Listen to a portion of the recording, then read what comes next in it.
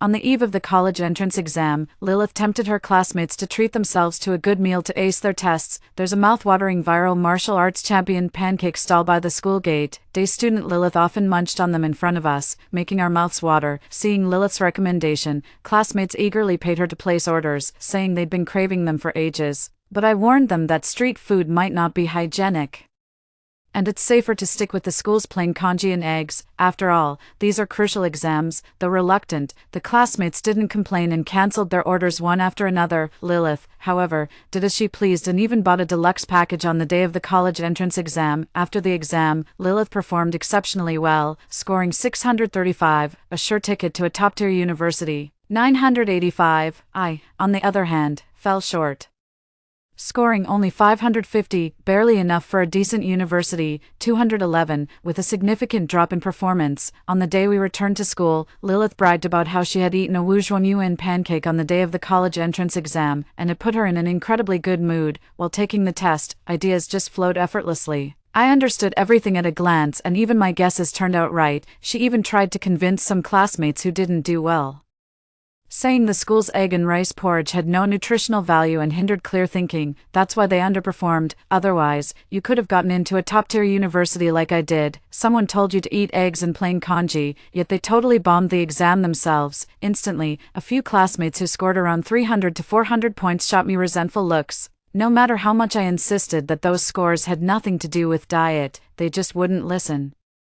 They insisted I cover all their tuition fees for repeating the year. I had to take on multiple summer jobs, but it still wasn't enough to fund their lavish lifestyle. When I finally ran out of money, they brutally beat me and even lured me to the rooftop before pushing me off. When I came to, Lilith was enticing classmates to buy Wujuan pancakes, with proper nutritional support. Acing the college entrance exam is totally within reach. Hearing this, classmates flocked to place orders with her, remarking how her stellar grades made sense now that they knew about her daily nutrition regimen. In my past life, I tried to stop them and met a tragic end. This time, I'll watch them all suffer from stomach issues during the exam. Noticing my indifference, Lilith walked straight over with a cheerful smile and said, "Sharon, aren't you going to try some, if things go as usual tomorrow?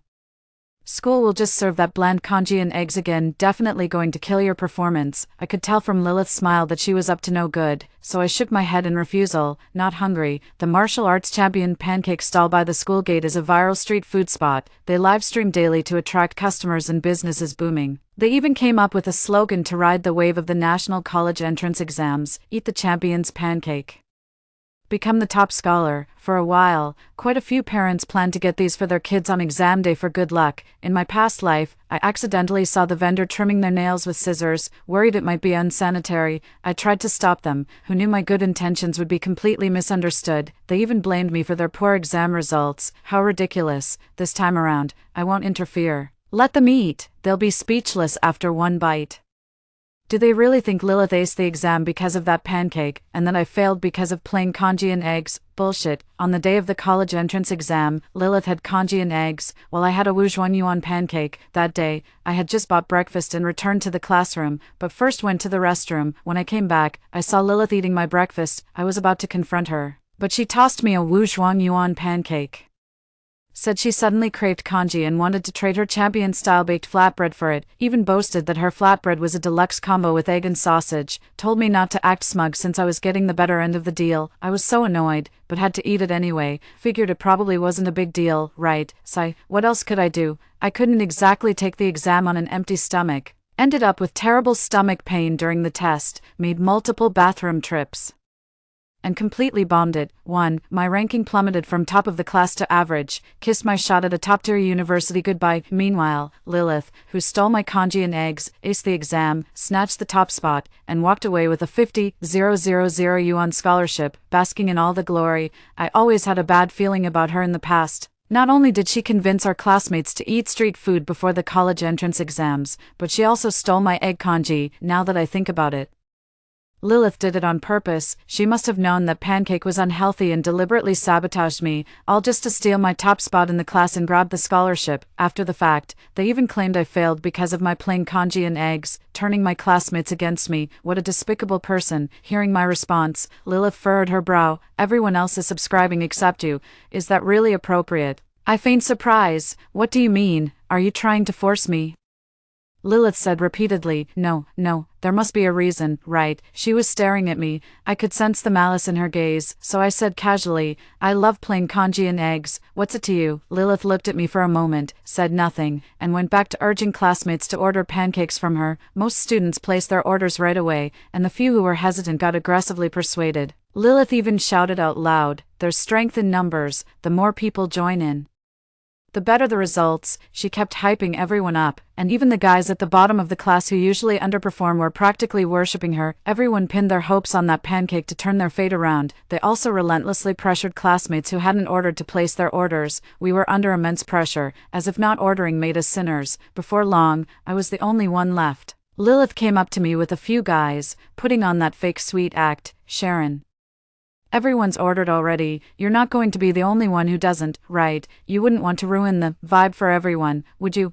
I couldn't be bothered to respond and just kept reviewing my notes. I've taken this exam in a past life. So many concepts feel vaguely familiar. I'm confident I'll do even better this time. Sharon, are you deaf or what? You got first place yourself, but you don't give a damn about the rest of us. A really aggressive guy slammed his hand on my desk. I was startled, and when I looked up and saw Lilith's smug expression behind him, my heart sank. This guy is totally whipped for her, constantly fawning over Lilith like a lovesick puppy. Too bad she's a top scorer with 600 plus points, just toying with a loser like him who barely scrapes 400. I scowled and snapped. Have you lost your damn mind? You think a pancake will make you king of the world?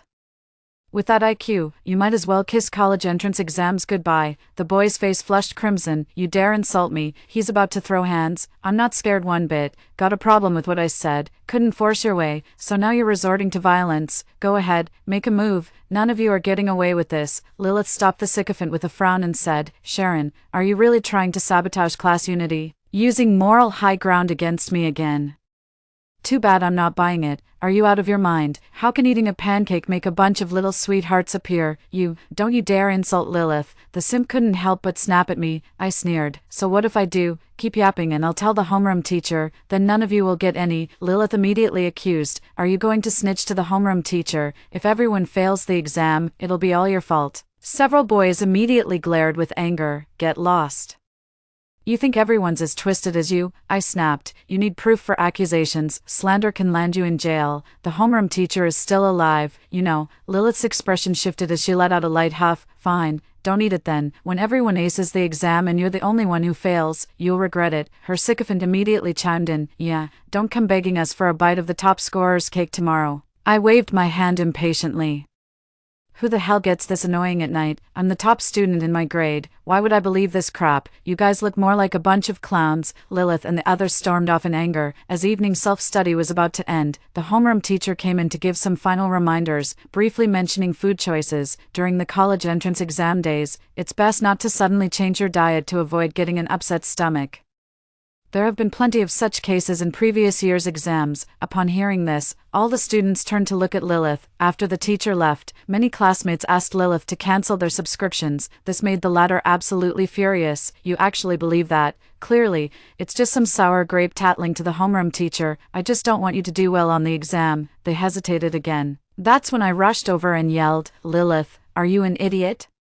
What does this have to do with me? How come I never noticed how disgusting you were before? If I were to tattle, do you really think the teacher would just give a warning? Are you out of your mind? You blame me for everything. That's absolutely ridiculous. Lilith's face flushed bright red from the scolding, and she suddenly buried her head in her arms on the desk, sobbing. I just wanted everyone to enjoy the scholar's pancake and do better on the exams. What did I do wrong?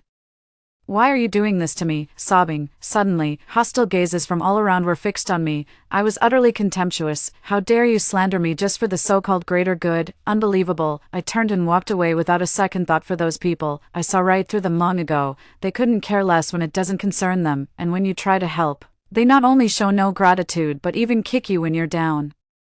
Head back to the dorm and get some proper sleep. Tomorrow, you'll get to enjoy my healthy and delicious congee with eggs. After washing up back at the dorm, I just lay in bed and heard from my roommate that, in the end, no one cancelled their subscription, because everyone was too embarrassed by what Lilith did, and then she went and pinned the blame on me again. What a piece of work. The night before the college entrance exam was so nerve-wracking. Yet I didn't dare say much, even with my past experience. In the middle of the night, someone muttered, "Why worry when you've got a sesame cake? Those without one probably can't even sleep." Absolutely unbelievable. 3 years of hard work, all riding on a sesame cake to turn the tables. Who cares about her? I slept like a log. The next morning, I woke up even earlier than I ever had in my past life. After quietly washing up, I got ready to head out. The morning broadcast had been on for a while by then. My roommate had just gotten up. If I finished washing up now and went to the cafeteria, I should still make it in time. But not only did they not get up, they even made fun of me for having to go buy breakfast myself. "We get to eat the champion's grand pancake." I shook my head without a word, wolfed down my meal at the cafeteria, and returned to the classroom with an empty lunchbox. At that moment, Lilith was enthusiastically handing out pancakes. Everyone's face was beaming with the joy of impending victory in the college entrance exams. "Lilith, this giant pancake smells amazing. I feel like I could even score 600 on the exam now." The simp took a big bite of the pancake, with a sycophantic grin on his face. "I can already smell it. I can't wait to dig in. I'm going to make it into a top-tier university." A male student took a deep, epic inhale, filling his lungs. With a look of pure bliss on his face, Lilith glanced at me and said with a laugh, "I got up early to have the master make this. I've been waiting forever." "Thanks, Lilith. Thanks, Lilith." The students all expressed their thanks. The moment she said that, I grew suspicious. Since when was someone like her so kind-hearted? Sure enough, I noticed many classmates looking uncomfortable, even disgusted, glancing hesitantly at Lilith. They wanted to speak up, but seeing her being the center of attention, they held back and reluctantly took a bite of the flatbread. "Holy crap, I saw several people puking, and you're still eating this. Is this even from last night?" I ignored them, went back to my desk, tucked my lunchbox away securely, and started reading. "She won't be able to sit still." Sure enough, Lilith came over shortly after, feigning confusion as she asked why I hadn't gone to the restroom. Is this girl keeping an eye on me every single day?" "I already went in the dorm," I replied without turning my head. "Oh, so you're not having breakfast?" Lilith asked again. I ignored her, but she kept pestering me and pulled out a flatbread. I happened to have an extra one. "Want to try it?" Before I could say anything, her simp couldn't stay quiet. "Lilith, why are you giving it to her?" "Oh, I just had something a bit heavy and feel like having some plain congee to cut through the richness." "I'm sure Sharon won't mind, right?" Lilith said as she reached for my lunchbox. I said, "I don't eat flatbread. Are you deaf or something?" Lilith's expression shifted slightly. "Sharon, how could you say something so hurtful?" Her lapdog scolded me, but I couldn't care less. "My fault. You didn't say anything when someone was shamelessly clinging to you." "Lilith, don't give her any. She doesn't deserve to eat something this good." The simp snapped angrily. Lilith said nothing and returned to her seat. After morning self-study came the reading session, and I could feel someone staring at my back the whole time. I paid it no mind. When the reading session ended, I got up and pretended to head to the restroom, but turned back right after stepping out of the classroom. Then I saw Lilith rummaging through my lunchbox. "What are you doing?" I shouted. Lilith looked a bit guilty, but it was quickly replaced by anger. "Where's your breakfast?" I quickly walked up to her and scolded. "What does my breakfast have to do with you? Are you trying to steal it? Aren't you going to eat your big pancake?" Lilith argued that she was worried I hadn't eaten breakfast and specifically brought me the big pancake. I was about to refuse when I suddenly caught a whiff of something rancid, and couldn't help but gag. "Get away. What is this? It stinks. It's gone bad." "Are you trying to give me food poisoning? Did you buy this yesterday? Are you trying to make me sick?" The barrage of questions made Lilith's face darken, and she snapped at me. "Don't you dare slander me. Everyone's eating just fine." "Find my foot." I saw XXX rushing to the bathroom. I fired back immediately, then proceeded to provoke them. "If you think it's not spoiled, why don't you take a bite? I haven't seen you eat any." Just as Lilith was in a dilemma, her simp snatched the flatbread and glared at me. "Who said this flatbread is spoiled? It's absolutely delicious." As he spoke, he wolfed it down, pretending it tasted amazing. I was dying of laughter. You could smell it had gone bad from a meter away, yet he still managed to eat it. "The college entrance exam is about to start. If you get food poisoning now, it's all over. 3 years of hard work down the drain." The simp immediately stopped eating, gritted his teeth and said it was fine, then demanded I apologize. "Why should I apologize when you didn't even finish it?"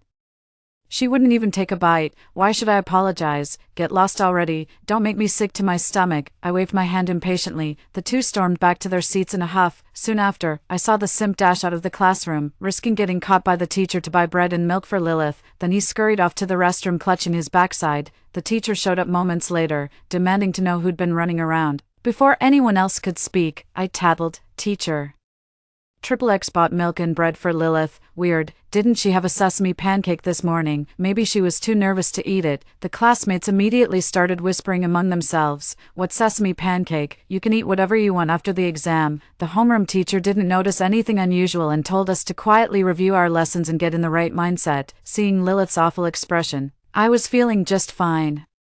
It took a while before the pathetic follower returned to the classroom, looking completely drained, and got an earful from the homeroom teacher. I immediately sneered. Was it the sesame flatbread that upset your stomach? Just as the love-struck fool was about to answer, the homeroom teacher sensed something was off and demanded, what sesame flatbread? Didn't I tell you all not to eat random stuff? You didn't have the cafeteria's plain congee and eggs. The whole class hung their heads, guilt written all over their faces. The sycophant muttered under his breath that it wasn't nutritious, then grinned and claimed he'd gotten sick from eating something else. Ugh, what a pathetic bootlicker. The teacher didn't say much, just reminded us to take care of personal hygiene before the exam and avoid wasting time on bathroom breaks during the test, with half an hour of self-study time left. Many students kept rushing to the restroom clutching their stomachs, so many that some had to go to another floor when the bathrooms filled up. I could tell Lilith was feeling incredibly guilty. She was even eating her bread with excessive caution. Of course, I couldn't resist stirring the pot and said loudly, Lilith, didn't you have any of the sesame cakes? Why are you still eating bread? I saw Triple X, and XX all rushing to the restroom. You didn't buy those just for your classmates and skip them yourself, did you? The whole class immediately stared at Lilith, especially those clutching their stomachs, their eyes filled with venom. I noticed Lilith's face had turned pale, and I continued speaking. If this messes up the college entrance exams, TSK. The simp had just returned from the bathroom and suddenly stood up, cursing, Sharon, stop talking nonsense. Lilith is just still hungry, ha, go empty your bowels.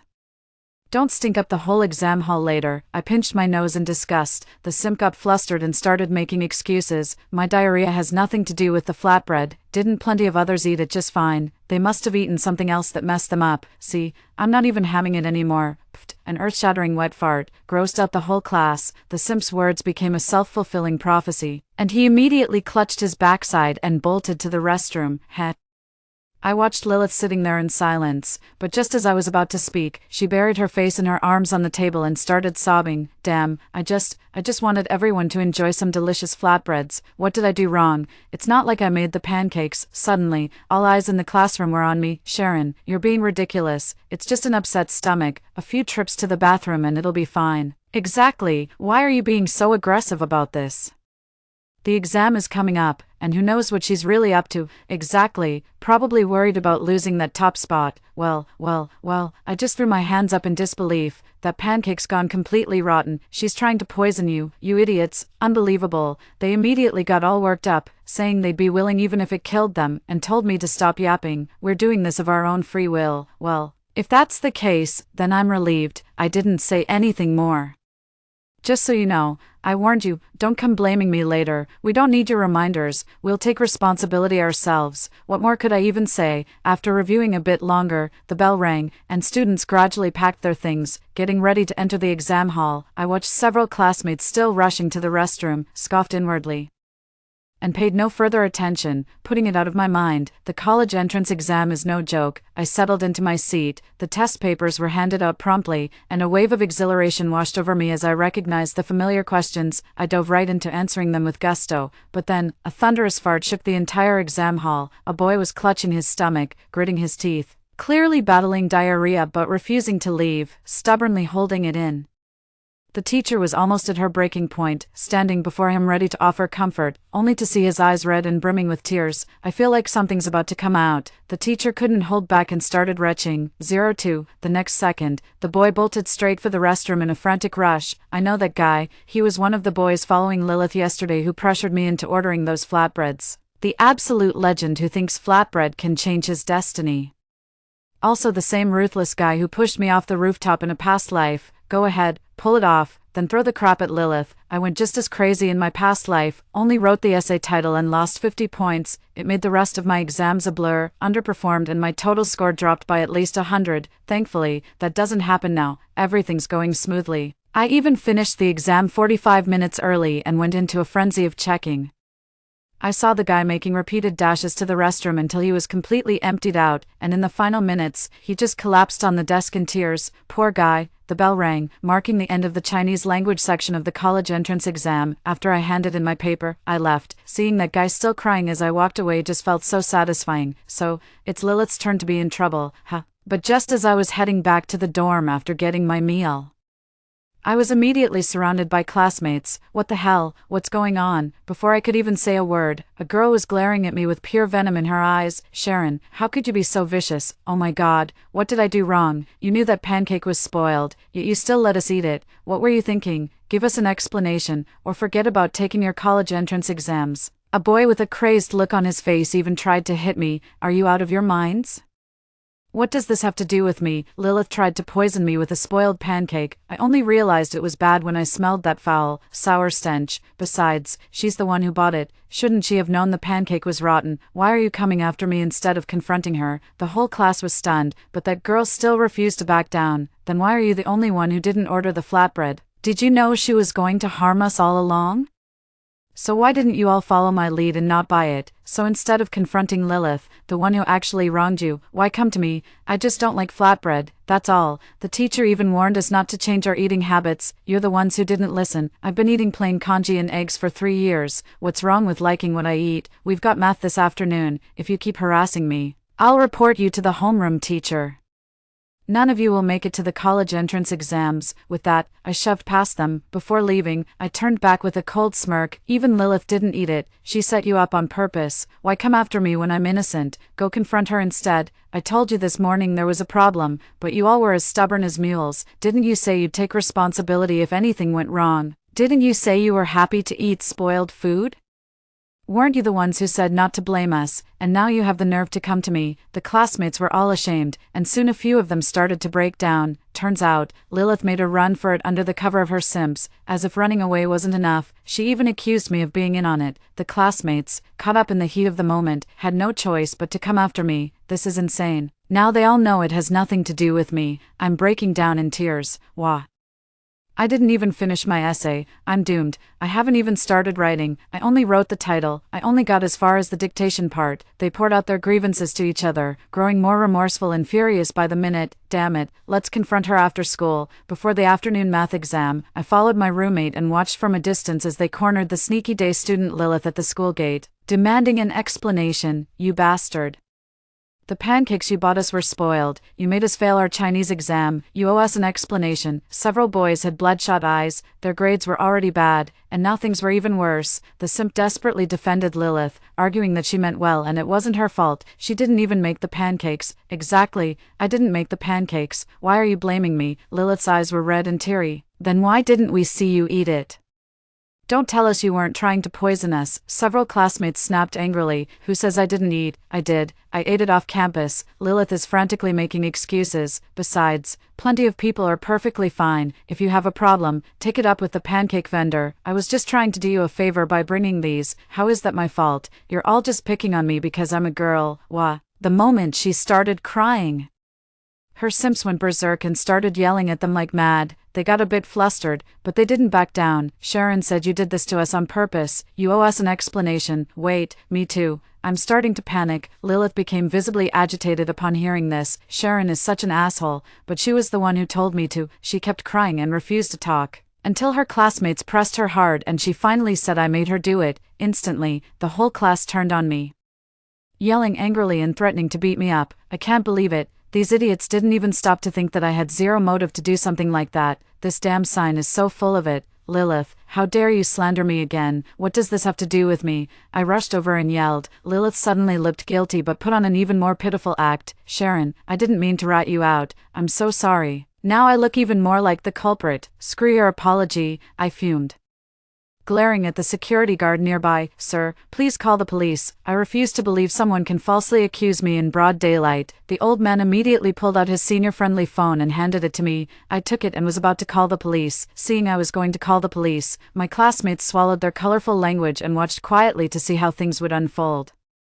Lilith immediately couldn't sit still. "Don't call the police." Everyone immediately stared at her. She panicked and said she needed to study for her exams, suggesting they talk after the tests. I completely lost it. "Screw this exam. How dare you slander me and still expect to take the test? Nobody's taking it. I'm calling the cops." With that, I immediately dialed 110. Lilith panicked and shot a desperate look at her lackey. The lackey immediately lunged to snatch the phone. I screamed hysterically. "Lilith, what do you mean by that? Feeling guilty, aren't you? Still trying to frame me? What possible reason would I have to harm my classmates?" The students immediately understood and started hurling vicious insults at Lilith. "It's her, the guilty one. What on earth are you doing?" A familiar voice suddenly rang out, and the students immediately fell silent, staring at the newcomer in hushed fear. The homeroom teacher. "And she's furious." "Teacher." Lilith ran crying into the teacher's arms. Getting the first word in, she said she'd kindly brought them pancakes, only to be met with insults. The other students were frantic, complaining that they had terrible stomachaches from the sesame cake she brought, and ended up failing their Chinese exam. The students burst into tears one after another, creating a deeply moving scene. "Then go talk to the vendor." "What does that have to do with me? I just brought the cakes." Lilith was in tears, looking utterly heartbroken. "How dare you accuse me of deliberately bringing you spoiled pancakes? How was I supposed to know they were bad?" Sobs. "She even shot me a deliberate glare." The homeroom teacher immediately grasped the severity of the situation and flew into a rage. "Didn't I tell you not to change your eating habits? How could you not tell me about something this serious? Do you even see me as your homeroom teacher anymore? This is utterly irresponsible behavior toward your own lives. I'm absolutely furious." The homeroom teacher was screaming at the students like a madman. The students were all reduced to tears and didn't dare talk back. Seeing the smug look on Lilith's face, I immediately spoke up. "Teacher, it was Lilith who insisted it would boost their grades. That's why they bought it. She even pressured those who hadn't purchased it to do so." Lilith's face darkened as she snapped at me to stop making baseless accusations. But her protests were drowned out by the chorus of complaints from our classmates. "Exactly, it's all her fault, and she didn't even eat any herself. She tricked us into eating it." The homeroom teacher immediately fixed her gaze on Lilith and began to reprimand her. "And you, why did you bring those pancakes for the class?" Lilith tearfully protested, saying she meant well, but she still got scolded. Meant well? What kind of good intention is that? Since when does meaning well mean bringing street food? Lilith burst into loud sobs while her obsessive admirer barked frantically. Eventually, the homeroom teacher reluctantly let us take the exam first, promising to investigate the matter afterward. The math class passed by quietly and quickly, still posing no challenge to me since I had some recollection from my past life. After class, the students rushed to confront Lilith, only to find out she had already slipped away again.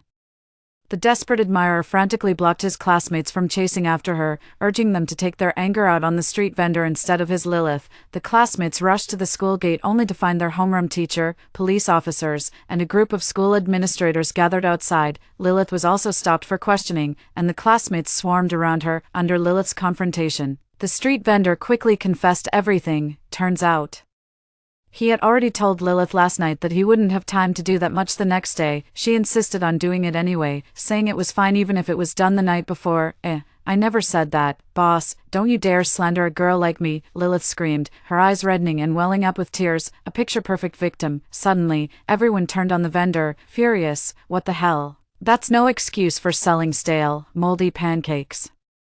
The owner went into full self-destruct mode. "I know it's wrong, and I admit it's my fault, but this girl is no saint either." Lilith offered no further explanation, simply weeping uncontrollably. Immediately, more people began cursing the boss for his shamelessness in bullying a young girl. The boss flushed crimson with rage. I immediately raised my voice and declared, "Exactly, boss, do you have any proof? How dare you slander a girl's reputation?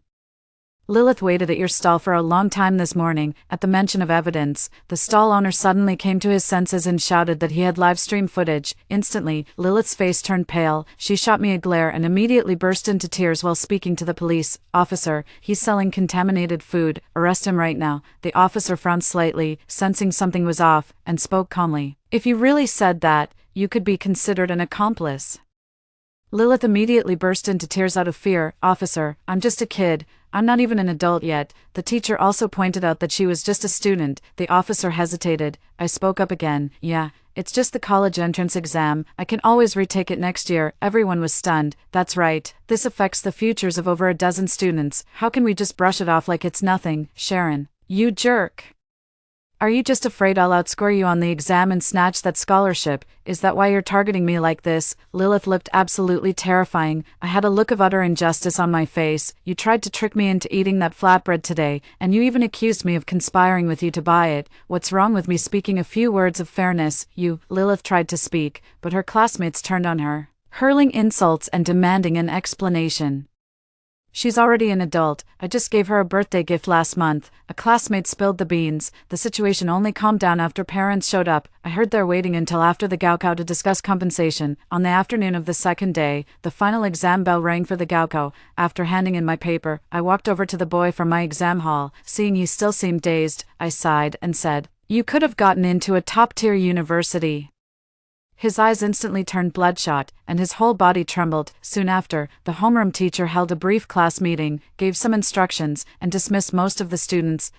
Then, about a dozen parents and police officers entered. I didn't pay attention to how things ended. I went back to the dorm to pack up and get ready for dinner with my parents and younger sister. My dad helped me load my things into the car, and we chatted while stuck in traffic. Suddenly, an ambulance wove through the gridlocked traffic, and parents' cars quickly made way. I had a gut feeling, opened the dorm group chat, and immediately got the news. Lilith was stabbed and bleeding heavily. The assailant tried to take their own life but was stopped by the police. Turns out, Lilith's parents refused to pay a single penny, first blaming the vendor, then accusing the other kids of eating recklessly.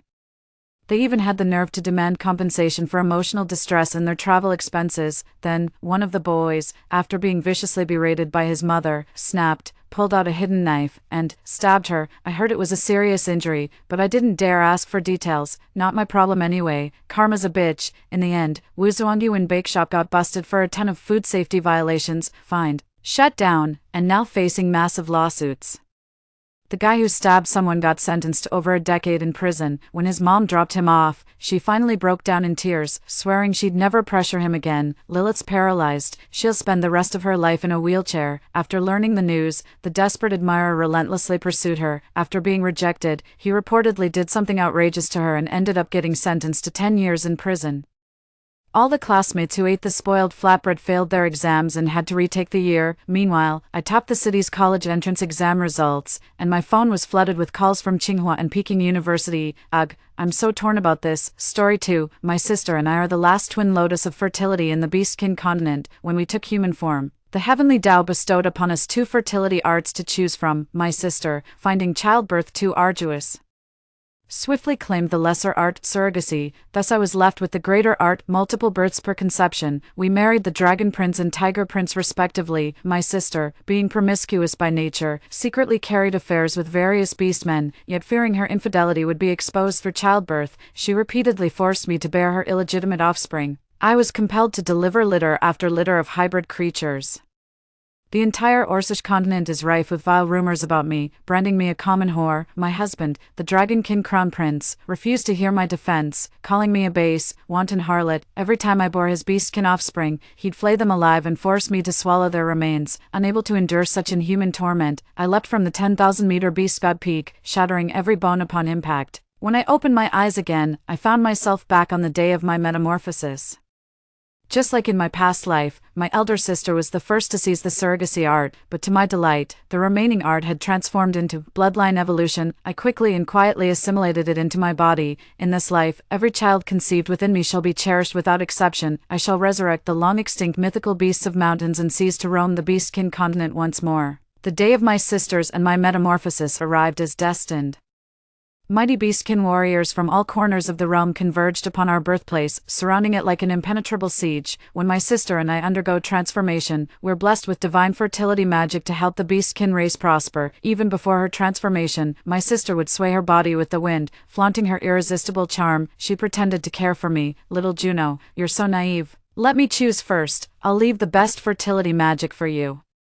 She said the exact same thing in our past life. She did choose the low-tier surrogacy spell to bear her child, leaving me with the high-tier fertility magic that produces multiple offspring at once. Back then, I was filled with gratitude, believing we shared an unbreakable sisterly bond. Little did I know, my sister had planned from the start to use me as her breeding vessel and scapegoat. Night after night she entwined with different beast men. While I endured the agony of childbirth again and again, becoming the most reviled woman in the eyes of countless beastfolk, at this thought, an overwhelming hatred surged through my heart. Since Providence has granted me the second chance, I swear to rewrite my destiny in this lifetime. Just then, twin bolts of heavenly lightning struck down. Before us materialized two golden beams, shimmering with conception magic visible only to my sister and me, drawing on my past life's memories. I immediately dashed toward the glow on the left. That must be a low-tier conception art surrogacy through womb borrowing, but when my vision cleared, I realized it was a celestial tier conception art I'd never encountered before, bloodline evolution. As I stood bewildered, my sister's murmuring reached my ears. Womb borrowing, that means no childbirth pain. Perfect, you're the one. Hearing this, my confusion turned into excitement. Clearly, my sister wants me to take the fall for her lust again, but this time I'm smashing her alibi to pieces. With this bloodline evolutionary conception art, I'll never have to bear disgrace again. Whether it's snakes, bears, dogs, or any other beast that enters my womb, I can evolve them into long-extinct primordial divine creatures like the Taotai, a ferocious beast, Shengliu, nine-headed serpent, or Bays. Legend says this white mythical creature knows the names and weaknesses of all demons. Realizing this, I quickly absorbed the celestial tier fertility art of bloodline evolution into my body while my sister wasn't looking. My sister accepted the surrogate pregnancy technique and probed. Juno, I saved the better one for you. What fertility art did you get? I lied. It's a multiple birth technique. A smug smile flickered across her face before she could hide it. Suddenly, she raised her voice to the surrounding orcs. It's your turn to choose wives now. Vanessa, won't compete for attention, but my sister Juno is ambitious by nature. She wants everything she lays eyes on. That's why I gave her the advanced fertility magic. You should prioritize her too. In our past life, she pulled the same manipulative act, building herself up while planting the seeds to shift blame onto me. At that moment, a towering, formidable figure stepped forward first, clad in golden armor. He was Kale, my husband from a past life, as the crown prince of the Dragonkin. Kale's true form was a golden dragon, granting him mating priority across the Beastmen continent. When his gaze met mine, I instantly averted my eyes. I refused to be chosen as his bride again. That tyrannical, domineering man, in my past life, no matter how I explained, he was convinced I was a tainted woman, forcing me to endure the agony of losing our child again and again. Yet he still came to me and took my hand. My sister Vanessa looked somewhat dejected nearby. She'd thought portraying herself as a pure white lotus would make Kale choose her. But what Kale valued most was fertility magic. Had my sister not acted out of jealousy in our past life, making me bear 9 canine offspring first, if only I'd helped Kale sire 9 dragons instead, perhaps my fate would have been different, but none of that matters now. In this lifetime, I won't marry him again. Kale tipped my hand and whispered tenderly, Juno, will you be my dragon consort? Thunderous applause immediately erupted around us, to the orc clans. Kale's union with me would surely breed the true dragon, making him the rightful contender for the Orc King's throne. These years of endless strife between orc factions have left the lands bleeding, crying out for a new monarch to unite the Orcish continent. I hesitated, searching for a way to refuse him without revealing my reincarnated nature, but in that moment of hesitation, Kale suddenly shoved me away with brutal force. He glared at me with disgust and spat, filthy wench. Even with your high-tier fertility magic, I'd never marry you. I froze, realizing he too had been reborn. In our past life, I'd laced his meal with soulbane poison before leaping off the cliff. Apparently, he'd ingested it. The Orcish crowd erupted in uproar at Kale's treatment of me. They all turned to Kale, demanding an explanation. After all, I was the heaven-blessed fertile maiden. Kale glared down at me with contempt, even spitting in my direction. He swept his gaze across the crowd and declared in a judge's tone, as a golden dragon, I possess the gift of foresight. When I took Juno's hand just now, I foresaw her birthing a brood of inferior beastkin, nothing but worthless mongrels. That's why I'd never marry her. She's clearly a shameless adulteress. Any man who weds her is just asking to be cuckolded. The orcs exchanged bewildered glances, their faces a picture of disbelief. Vanessa then approached me, shaking her head in exasperation as if disappointed by my failure to improve. Pointing at me, she scolded, Little Juno, what am I to do with you? Even after your transformation, you still cling to those vile old habits. You used to flirt with every stray dog that crossed our path, desperate for its attention. How many times must I tell you, sister, a woman should be demure and pure as jade? When will you learn? I was absolutely livid. She was clearly describing herself. I shouted back, That's not true at all. I'd never do such things. They're slandering me, but no one would listen to my explanation. Kale and Vanessa's joint slander had drawn me in the orc's fury. They stared at me with disgust, hurling insults word by word. Who would have thought someone so innocent-looking could be this shameless? This desecrates the sacred gift of fertility from the heavens. Do you truly believe we orcs have no moral boundaries? Enjoy playing dirty, do you? Next time we'll throw an orcish ball, let's see you perform for everyone. My face turned ashen as my entire body trembled. Never did I imagine that in this reborn life, such vile words would come faster and fiercer than in my previous existence. That bastard Kale, my ex-husband, couldn't care less about my feelings. He strode straight toward my sister Vanessa, took her hand, and planted a tender kiss. While I value lineage, reputation matters more. I'll only marry a pure woman like Vanessa. Vanessa flushed with flattered embarrassment, her face a picture of coy delight. She soon turned to me with a smug look, saying meaningfully, "Well then, dear sister, it's your turn to choose." The orc spectators immediately scattered in all directions, avoiding me like the plague. In the end, only a few reputation-defying fiend beasts remained before me. Those fiend beasts eyed me with predatory gleam, drool dripping from their jaws as they made their greedy declarations. Juno, since proper orcs won't have you, come home with me. Don't let my python form fool you. My skills rival any dragonborn's. I run a pleasure house. Whatever your taste, I can satisfy it. My stomach turned as these orcs' vile nature revealed itself before me. Even Kale seemed unable to stomach it. Remembering I was once his wife, he glared at me contemptuously. "Juno," he sneered, "if you could behave with some decency, I might take you back as a servant." Vanessa immediately bristled and urged me, "Juno, hurry up and choose a husband. With your current reputation, you can't afford to be picky. You should be grateful any beastman would still have you. Pick one at random now, or you'll end up a widow." I ignored her, lifting my gaze toward the majestic Beast Mountain in the distance. That's where my chosen husband awaits. When they saw me looking toward Beast Mountain, the beastman's eyes gleamed with malicious delight.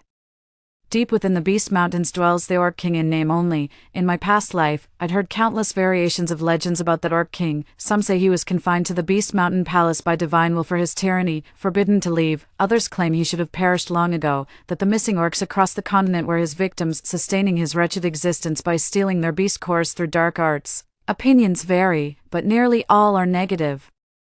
Yet in my past life, when I leaped off the cliff, I accidentally uncovered the Beast King's secret. As I descended toward the Beast Mountain Palace, I saw the Beast King taking a group of young beastkin out for fresh air. Those young beastkin were all disabled infants abandoned by major beast clans. Typically, when such flawed offspring are born, beast clans would throw them off Beast Mountain to perish. I refused to believe that an Orc King with such compassion could truly be the infamous monster his people describe. More importantly, as the sovereign of all beasts, his royal bloodline embraces every creature kin. Union with him could produce offspring of any beastfolk lineage, perfect camouflage against Vanessa's fabricated accusations. Thus, the Orc King stands as my ideal lifetime consort. I quickened my pace toward the Beast King's palace, with a jeering mob of orcs trailing behind me.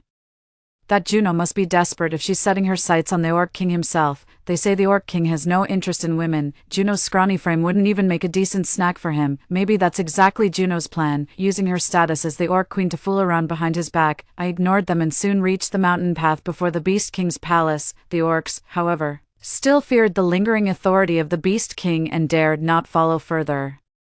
As I pressed forward step by step, Kale's voice soon echoed behind me, "Juno, don't think hiding in the Beast King's palace gives you free rein. That orc monarch won't spare you a second glance. If you value your life, come with me now. Serve your sister as her handmaiden." I halted mid-step and turned to face him. A cold smile played on my lips as I replied indifferently, "Isn't this our first meeting? What concern are my affairs of yours?" Kale froze momentarily. In my past life, consumed by guilt for repeatedly bearing monstrous offspring, I obeyed his every whim in hopes he'd grant me justice. This marked the first time I openly defied him. He stumped his foot in furious frustration. Without a care for his thoughts, I pressed forward. Vanessa pitched her voice shrilly toward the Beast King's mountain palace. "Your Majesty, my little sister here says she wants to marry you.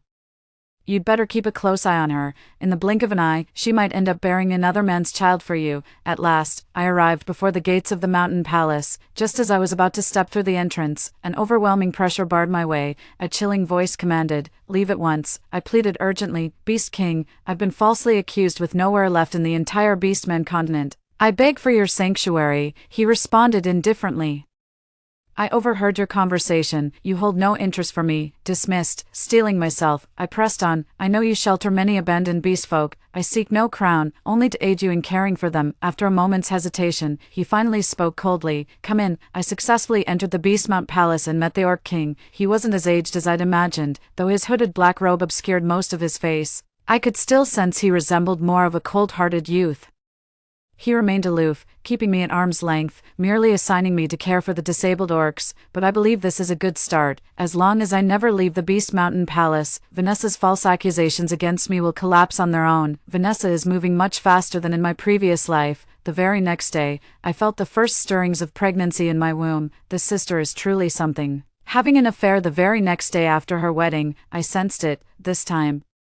She's fooling around with a rat man. Seems she chose the beast that breeds the fastest, aiming to drive me away from the Orc King's side as soon as possible, lest he actually takes a liking to me. I immediately activated my bloodline evolution pregnancy art. Barring any mishaps, this birth won't produce an ordinary ratkin, but the divine beast Bowie, the six-eyed exorcist from Shanhai Jing. For days I tread carefully, torn between revealing the truth to the Orc King and fearing he'd banish me before my delivery. Fortunately, he paid me little heed. Even the subtle swell of my belly escaped his notice. Then came the 10th day. To everyone's shock, Vanessa and Kale arrived at the Beastmount Palace with an army of beast soldiers. Ratfolk have an incredibly short gestation period, merely 10 days, and Vanessa had clearly timed this perfectly. She shouted outside the palace gates, "Oh my dear sister.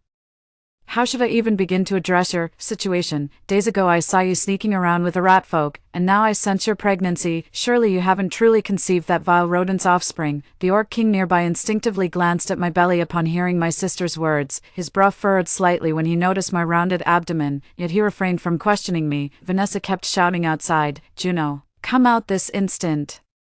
Let me examine you. I won't have you embarrassing our blessed Lotus reputation." Soon after, Kale's voice joined the commotion. "Orc King, I demand to inspect Juno's purity for you. If you don't release Juno now, I'll lead my troops to storm the Beastmount Palace." Flashing his draconian prince status, Kale clearly held no respect for the Orc King he deemed feeble. "I can't let them capture me. I know they'd gut me alive upon seeing my pregnancy, just to examine what monstrous spawn I carry.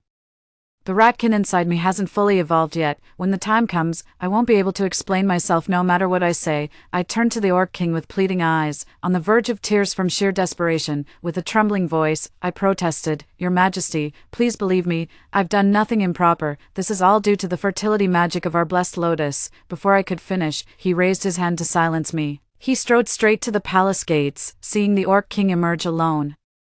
Kale immediately demanded, "Where's that bitch Juno?" Vanessa chimed in mockingly, "Probably knocked up with some bastard spawn, too ashamed to show her face." The moment their words hung in the air, two sharp cracks rang in my ears. The Orc King raised his hand and struck each of them across the face. The usually arrogant Kale froze momentarily before shouting at the Orc King, "You, how dare you strike me?" The Orc King declared with icy finality, "So long as I remain on this throne, you are all my subjects. My queen is not yours to judge. Leave within 3 breaths, or die." As he spoke, the Orc King unleashed a chilling wave of murderous intent. Even standing meters behind him, I could feel the overwhelming pressure of his royal aura. This was the Orc King. Though he'd withdrawn from worldly affairs for years, no new ruler had risen to challenge his throne, a testament to his unfathomable power. Kale sobered up after witnessing the Orc King's formidable power.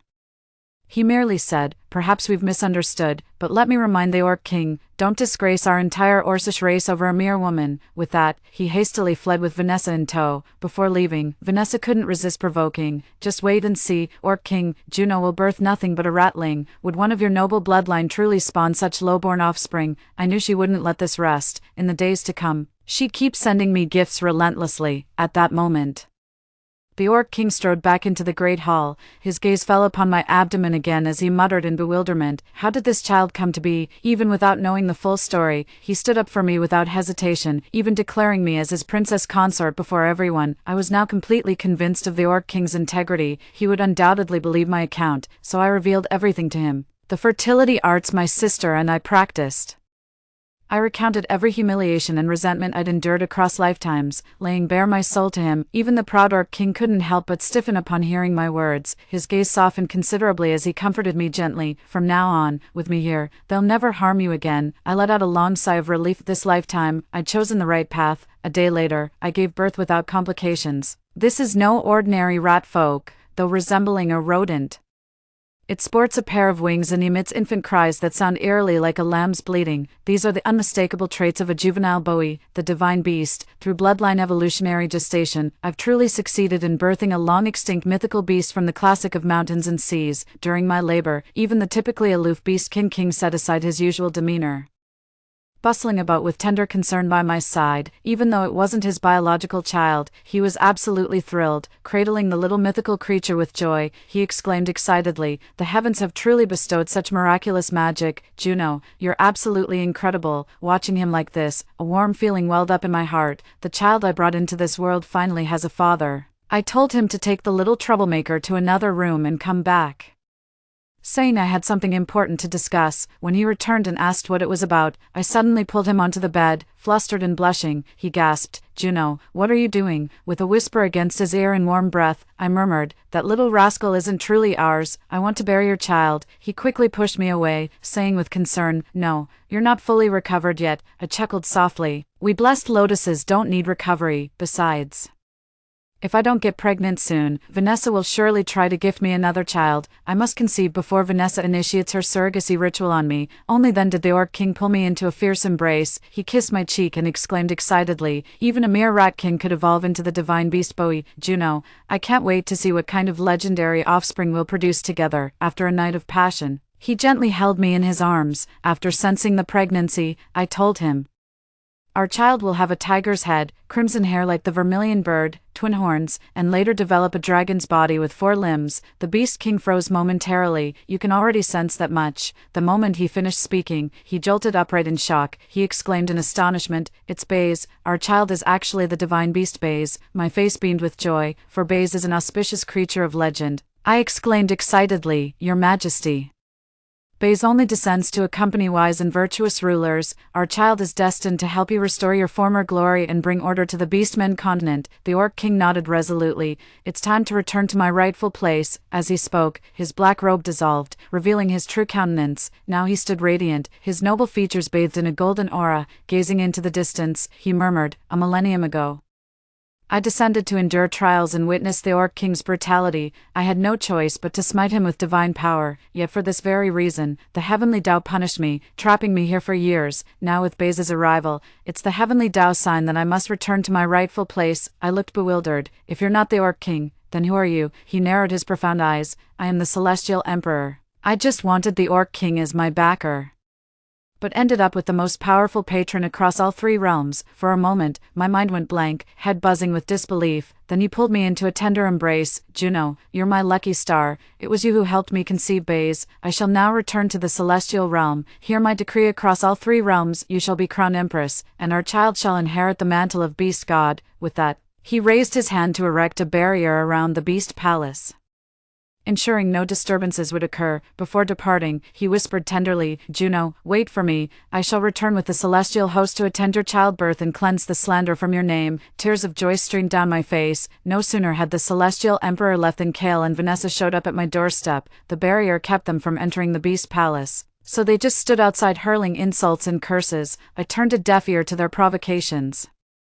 I remained quietly inside the Beast Palace, awaiting the Celestial Emperor's return and Baze's birth. I know he'll be back soon. A day in heaven is a year on earth. Though the Celestial Emperor might have left just an hour ago, 10 days had already passed for me, my belly swelling once more. I could wait, but Kale and Vanessa clearly wouldn't. They returned to the Beast Palace once more, this time bringing formidable reinforcements. It was the ancestral patriarch of the draconian race, the immortalized Yellow Dragon Sovereign. Kale fawned before the Yellow Dragon Sovereign, elder ancestor. That decrepit Beast King is bad enough just squatting on the throne without ruling, but to wed some lowborn enchantress as consort and let her cuckold him daily, he's brought utter disgrace upon our beastkin race. Vanessa chimed in, "Exactly, Lord Huanglong. Please break this barrier so we can catch them red-handed." With a cold snort, Lord Huanglong immediately began shattering the magical barrier. My heart raced. The Celestial Emperor's barrier was meant to repel beastmen, yet Kale had somehow enlisted divine forces. I quickly scooped up the divine cub Bowie and retreated into the hidden chamber, after bombarding the barrier relentlessly for a full day and night until his spiritual energy was nearly depleted. The Yellow Dragon Immortal Lord finally shattered the seal. The entire group surged forward in a chaotic rush, storming into the Beast Palace. Once inside the Beast Palace, they immediately began searching for any trace of me. When Kale saw those deformed beast infants, he instantly assumed they were my offspring. He executed her while hurling insults. Juno remains as vile as ever. What a waste of her divine fertility to bear 9 offspring at once, Vanessa sneered sarcastically. My dear sister truly outdoes herself, barely transformed. Yet already spawning so many bastards. Immortal Lord Huanglong sighed at the sight. I thought you were exaggerating, but never imagined such a filthy whore truly existed in this world. Soon they broke through the chamber door and dragged me out. Vanessa suddenly snatched the little divine beast Bowie from my hands. She held him up high, her face alight with excitement. I told you Juno had been cavorting with those ratmen. She actually gave birth to this vermin spawn. Kale's face darkened as he shot Bowie a look of pure disgust. Then, just like in his past life, he mercilessly slammed it to the ground and crushed it underfoot. I screamed in despair. No, that's a divine. But before I could finish, Kale struck me with a palm strike, sealing my voice acupoint to silence me. Kale lifted Bowie's lifeless body and advanced toward me step by step. He was about to force-feed me that thing again, stomping away. He kept cursing. Damn rat sprouted wings, disgusting little mongrel. The blind fool couldn't even recognize a divine beast when he saw one. Immortal Lord Huanglong nearby froze mid-step at those words. A winged rat man. He glanced over curiously, finally noticing something's off. They've slain the divine beast. When the celestial emperor returns, they'll meet a fate worse than death. But Bowie had already been trampled beyond recognition by Kale. The yellow dragon Immortal Lord merely glanced at him. Noticing nothing amiss, he shook his head in frustration and bellowed with exasperation, Orc King, where are you hiding? Show yourself before this immortal lord. How dare you with such a low-born wench? Come forth and meet your doom, then yield the throne to my dragon heir. In no time, Kale stood before me. With a look of contempt, he pried open my mouth and shoved the smashed Bowie inside. Meanwhile, Vanessa's gaze fell upon my swollen pregnant belly. A sinister smile curled on her lips as a knife materialized in her hand. You just gave birth, and now you're pregnant again. What's growing in there this time? A pig, or a dog? I'll cut it out right now and present the evidence before Lord Huanglong. With that, she actually pointed the blade at my abdomen. I fought desperately to break free. This is our child with the Heavenly Emperor, the Divine Beast Bays. The Heavenly Emperor will proclaim to all realms, crowning him as the new beast deity. I must protect him at all costs. The more I struggled, the deeper the disgust grew in Kale's eyes. He simply pinned me to the ground, helping Vanessa restrain me. Vanessa drove the razor-sharp blade mercilessly into my abdomen. I heard the sickening sound of flesh being sliced open with terrifying clarity. Blood immediately gushed out in torrents. Tears of despair streamed down my face. Unable to speak, I could only cast a pleading glance at Kale. Yet the more I behaved this way, the more repulsed he became. He even raised his hand to choke my neck, shouting in fury, You filthy wench, not only did you cheat, but you dare protect that bastard child. The Orc King may tolerate your wretchedness, but I, Kale, will not. As he spoke, Vanessa slid her hand into the bleeding gash across my abdomen. Her hands fumbled inside my abdomen until she found Baze's fetus. With a brutal yank, she tore out the barely formed Baze. Agony ripped through me. Yet I felt nothing. Vanessa held little Baze up to her face and spat on it. She sneered with contempt. Another mongrel. Is it a dog or a bear? What the hell is this thing? Kale snatched it away. Let me see what kind of wretched creature this is. He examined it closely but failed to recognize it as the divine beast Baze, since he considered the evidence irrefutable and saw no risk of me spreading rumors. He unsealed my mute acupoint. He immediately confronted me. Juno, tell me.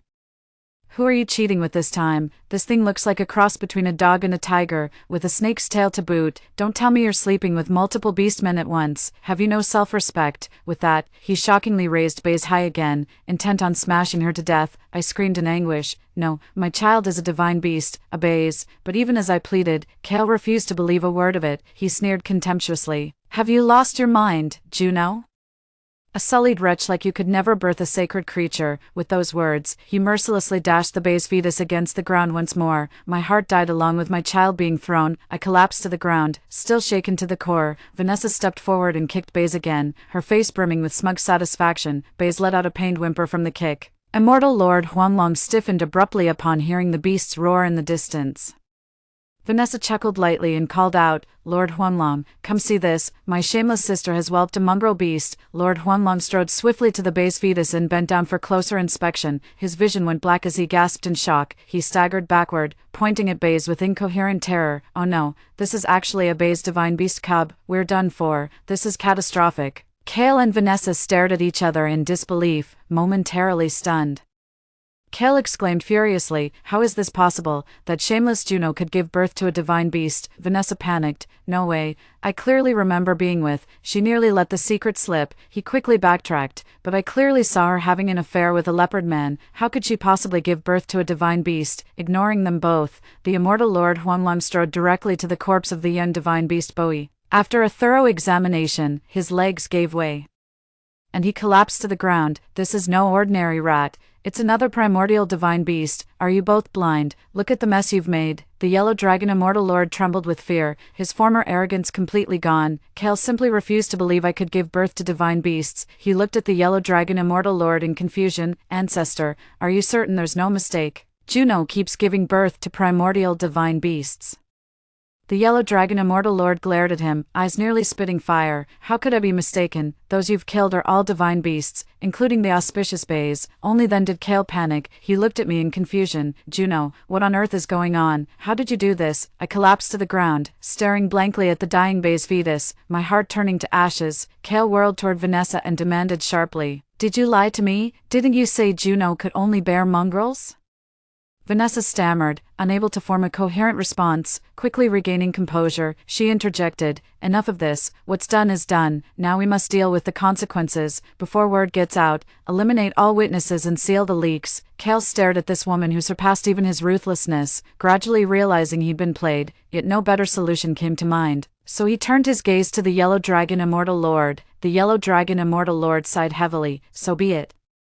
What a cursed deed. Baze is a sacred beast of the three realms. If this gets back to the celestial court, they'll skin me alive. Do it. Leave no witnesses. We'll claim we were purging the Beast King's unfaithful concubine." Kale hesitated for a moment before advancing toward me step by step. When he pressed his blade against my neck, I didn't utter a single plea for mercy. Life and death mean nothing to me now. I only want to see them pay for what they've done. Kale's voice dropped low as he demanded, "Juno, tell me, how did you manage to give birth to a divine beast?" I glared at him, my fury twisting into bitter laughter. "Kale, the Celestial Emperor is my child's father. You'll soon face his wrath." At this, Kale let out a mirthless chuckle. "Juno, have you lost your mind? You think the Celestial Emperor would fancy you?" Just then, excited murmurs arose outside the hall. "Your Majesty, the birth of Baze is truly an auspicious sign for all three realms. As the Eastern Emperor, I shall present the Heavenly Queen with a grand gift in gratitude for bringing the child of destiny to the three realms. Our demon clan shall muster our full strength to assist you, Celestial Emperor, in establishing Baze as the new beast deity. My husband, the mighty Celestial Emperor, has finally returned." His return came swiftly, but it was already too late. By the time the auspicious beast lifted his heavenly punishment, our child had already become a lifeless corpse. My dead heart wrenched with agony once more. The Celestial Emperor soon arrived at the palace gates with Lord Donghua and other immortals in high spirits, only to be met with a scene of bloodshed and chaos.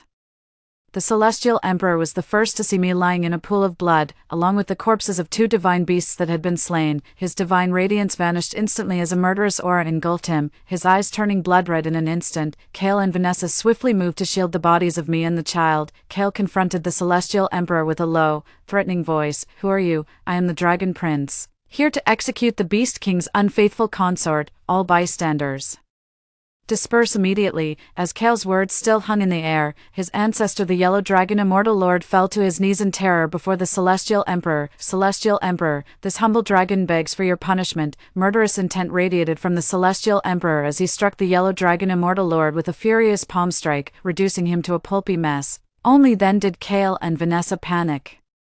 It finally dawned on them that I wasn't lying. My husband truly was the Heavenly Emperor who reigns over all three realms. Kale suddenly thrust his sword into Vanessa's heart. He shoved Vanessa down beside me and delivered a vicious kick. "You're the real bitch here. It's always been you using me all along." Then he knelt beside me, pleading, "Juno, I was wrong. Vanessa had me completely fooled. I beg you, plead with the Heavenly Emperor to spare my life." I didn't even glance at him, my gaze fixed on the Heavenly Emperor instead. "I never want to lay eyes on these disgusting creatures again. They shall be erased from all three realms, permanently." The Celestial Emperor's face twisted with rage as he growled, "This punishment is insufficient." With those words, he unleashed his divine pressure, saturating the entire Beastman continent with terrifying energy. Within moments, every Beastman who had consorted with Vanessa prostrated themselves in abject terror. The werewolves serpent folk, and panther men all publicly confessed their affairs with Vanessa across the beastkin continent, branding her with shame while clearing my name. Yet for the celestial emperor, this was far from sufficient. He summoned all those beastkin before him, then swiftly restored Vanessa to health. He banished Vanessa Kale along with all her beastkin lovers into a pocket dimension of his own creation. He barked at Kale and the others. Whoever impregnates this vile woman first and brings out the dead child shall be the first to enter reincarnation. Thus, Vanessa got her wish, being fought over by hordes of orcs for their twisted affections. 3 months later, Kale emerged from the pocket dimension carrying the corpse of a draconid he'd slain himself, demanding reincarnation, but this was merely the beginning. After reincarnation, the celestial emperor cast him back into that accursed realm once more. Crushed by endless torment, Vanessa finally succumbed and passed away, yet the heavenly emperor plucked her from the cycle of rebirth, casting her back into that merciless microcosm. On and on it went, life after life. I returned to the celestial realm with the heavenly emperor, and a year later, we were blessed with another child, still that divine beast, Baze, but this wasn't enough for me. The humiliation and torment across 2 lifetimes taught me that relying on others is inferior to relying on oneself, so I persistently sought the heavenly emperor's favor, basking in his grace day after day. 3 years later, I gave birth to the ferocious beast Jing, its entire being radiating savage energy as if to avenge its mother's grievances. A decade later, I birthed the legendary Quinping, a creature so rare it shook all 3 realms. After 50 years, my first daughter arrived, the true primordial divine phoenix, whose birth summoned 100 birds in reverent homage. A century later, even the supreme divine beast Xulong of the mythical mountains became my child. With an almost complete bestiary of mythical creatures from the classic of mountains and seas, I returned to the Beastmen continent. My arrival sent the Beastmen continent into frenzy, and the divine beasts following me made the Beastmen prostrate in worship. I became the mother of all beasts, revered yet feared in every beastman's heart. Wielding my authority as the mother of all beasts, I reshaped the laws of the Beastmen continent. This once filthy and savage land has finally embraced the peace it deserves. Story 2. My husband, with the support of my in-laws, shamelessly brought his mistress and their illegitimate child into our home, but the next day, a terrifying high temperature that hadn't been seen in 100 years struck. During the day, under the intense sun exposure, they forced me to go out and find supplies. At night, the mistress occupied the master bedroom, and my daughter and I could only huddle in the small storage balcony. Later, as the supplies became fewer and fewer, my daughter and I were locked on the balcony and dried into jerky by the sun. When I opened my eyes again, I had returned to a week before the high temperature arrived. This time, I must protect myself and my daughter well and watch how that demonic family pays the price. 1. Olivia, my parents are here. Go buy some good dishes. Don't be stingy and embarrass me again. With the sound of the door opening, my husband Adrian's annoying voice rang out loudly in my ears. I suddenly came to my senses and glanced at the phone screen tightly held in my hand. It was June 26th. You silly woman. After all these years, you still have no sense of propriety. When the elders arrive, you just stay cooped up in the room and don't say a word. In the few seconds I was in a daze, I heard my father-in-law's displeased scolding at the door again. These familiar words instantly made me break out in a cold sweat. It wasn't a dream. I was bullied by the mistress, abused by my in-laws, and my daughter and I were locked on the balcony and dried into mummies. And I had returned to the day when my in-laws suddenly moved into my house, which was about a week before the terrifying high temperature arrived. In my previous life, my in-laws, who had always lived in the countryside, suddenly moved into my house, saying they missed their son and wanted to stay for a while. Later, I came to understand, at that time, they had already planned to let the mistress and her illegitimate child into the house. My in-laws moved in early to put pressure on me together and force me to give in. They called my daughter a useless money loser and a little jinx, and forced me to share my husband with the mistress and be their servant.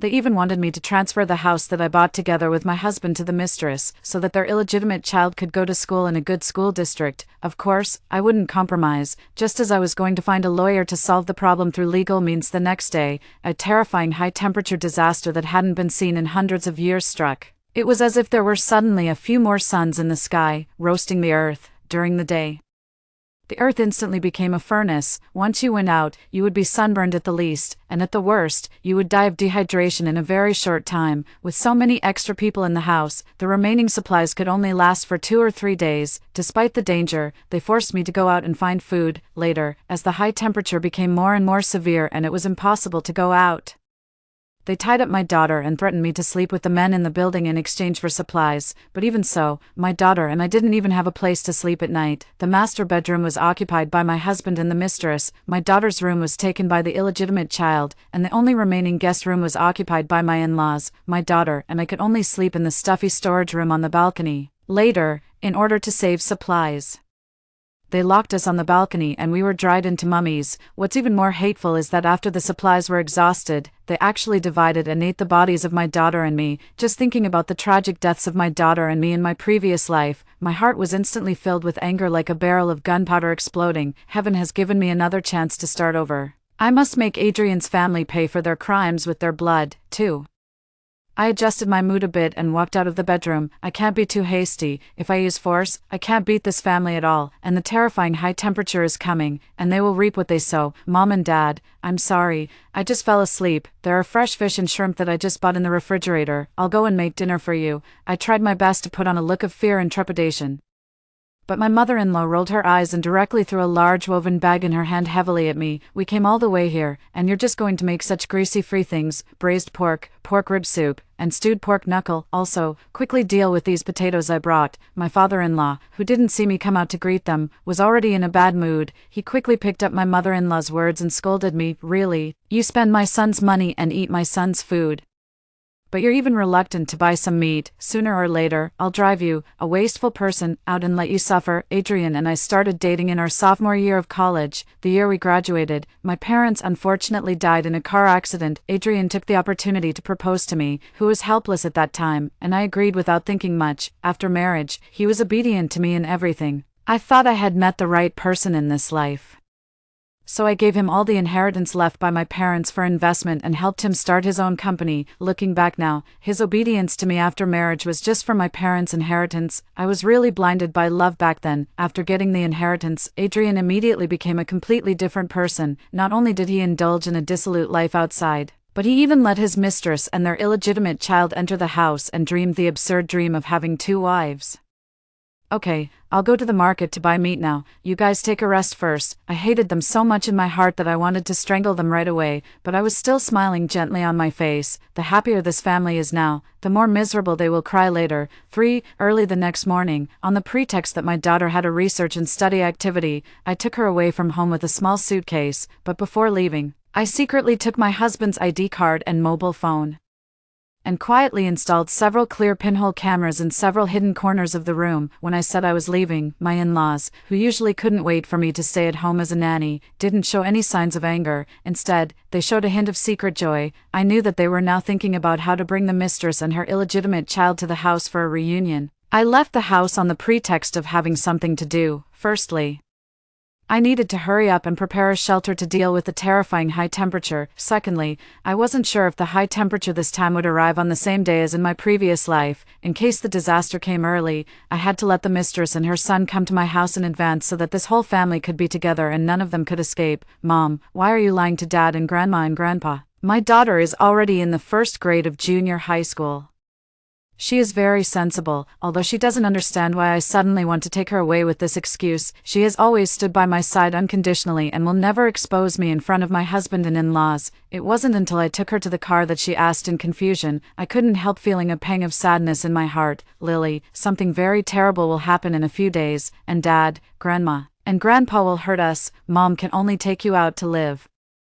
Can you keep this secret for Mom? It seemed that seeing my serious and sad expression, my daughter Lily's expression also became serious. She nodded vigorously and hugged her small school bag tightly. Of course, I will always be Mom's best friend. Looking at my daughter's trusting expression, my tightly heart finally relaxed a little. There is still a week left, and it's still able to make preparations. I drove straight to a new residential area on the outer ring of the city. Back then, although I was stupid enough to give all the inheritance left by my parents to that scumbag for investment, there was an old house that was too old to catch my husband's eye, so it was spared. And last year, the old house was suddenly notified of demolition, and a new house and a resettlement fee were compensated on the outer ring of the city. Fortunately, at that time, I had gradually woken up from the dream of my marriage and didn't tell my husband about this. Now, It has finally left a way out for my daughter and me. The master from a decoration company that I had contacted in advance was already waiting for me. The new house is on the 12th floor, although it's not as high as the 20th floor of our previous house. The doors, windows, and sun protection and heat insulation must be further strengthened. The resettlement fee was 500,000 yuan. I no longer hesitated to use this money and had to spend it where it mattered most.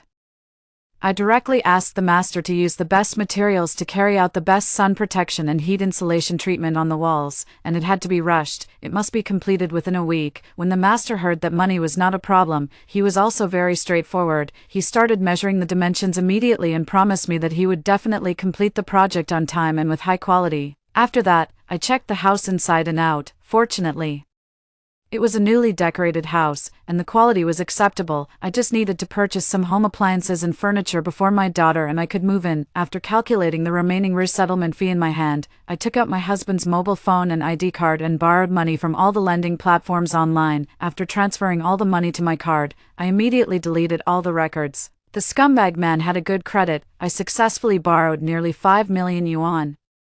Anyway, this family is almost doomed, so it's better to spend his money. This money is enough for my daughter and me to deal with the terrifying high temperature. As for how to repay it later, who will repay it, we'll worry about that after the high temperature passes. Looking at my daughter's delighted expression in the new house, a warm current of excitement welled up in my heart. This time, I must live well with my daughter, for this residential area is relatively remote, and there aren't many residents who have moved in, but for safety reasons, I asked the decoration company to add a layer of sound insulation materials to the room and also bought thick blackout curtains, using the excuse that my daughter was going to learn to play the piano and I was afraid of disturbing the neighbors. After all, when supplies are in short supply, my daughter and I, a mother and daughter who are weak and alone, are very likely to be targeted by others.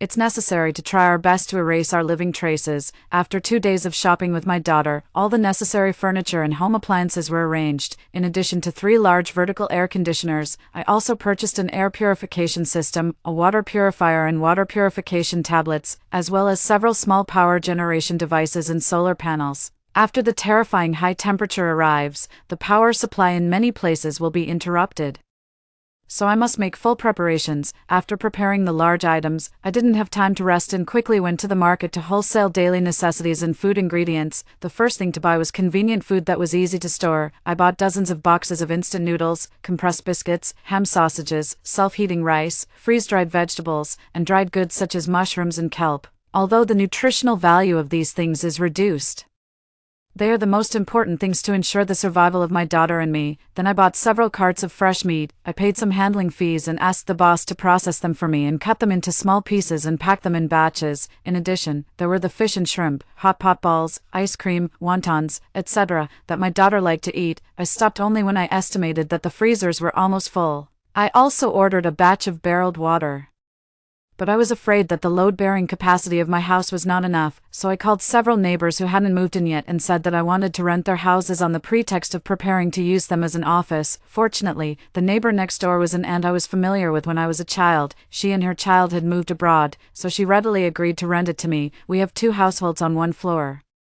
I simply asked the master to secretly install a sturdy anti-theft door at the elevator entrance. This way, it would be safer for me to get supplies from the neighbor's house next door. There are less than a week left before the high temperature arrives. Even if the property management finds out and wants to cause trouble for me, it's too late. After doing all these things and confirming that I had enough space to store things, I went to buy enough commonly used family medicines, toilet paper, sanitary napkins, seasonings, washing powder, etc. for 2 to 3 years of use. Finally, I also bought a lot of snacks, extracurricular books, and game consoles that my daughter liked, to persevere in the apocalypse. In addition to basic supplies, these spiritual needs are also very important. Looking at the dozens of pages of supplies on my list that were slowly ticked off, my previously uneasy mood gradually eased. In this way, if there are no special circumstances, my daughter and I can at least stay in the new house for a year or 2, and I believe in the country. Although this is a super disaster apocalypse that hasn't been seen in hundreds of years, it will definitely be able to restore social order within a year. Mom, are we going to stay in the new house and wait for the high temperature to arrive? My daughter asked me nervously. In these days, she has gradually understood what will happen next, but she didn't cry or make a fuss. Instead, She volunteered to be my little assistant. I smiled and shook my head. We still have to go home once and take away all the things we didn't have time to take before. After all, even a small mosquito is still meat. I don't want to leave that family with any chance of survival. 5. Although I was busy these days, I still found some time to check the surveillance at home. Sure enough, as I expected, the day after I left home, my husband and in-laws brought the mistress and her son to the house.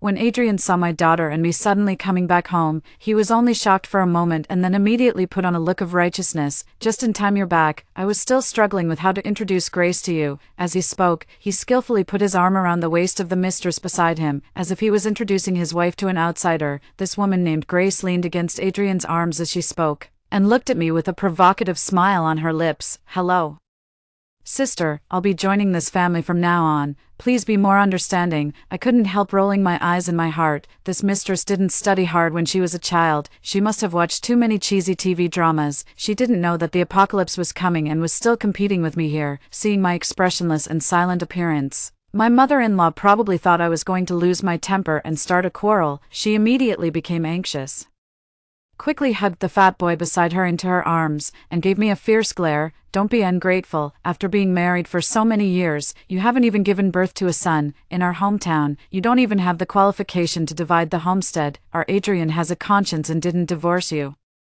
He couldn't bear to abandon you. A smart woman should be more magnanimous so that the family can be harmonious and everything can go well. Okay, I didn't say I disagree. Feeling my daughter's shoulders beside me trembling more and more, I couldn't bear it anymore and interrupted my mother-in-law's words. I glanced at Adrian and the woman beside him, and deliberately showed a helpless, bitter smile. Actually, I've noticed something was wrong for a long time. I'm not a fool either.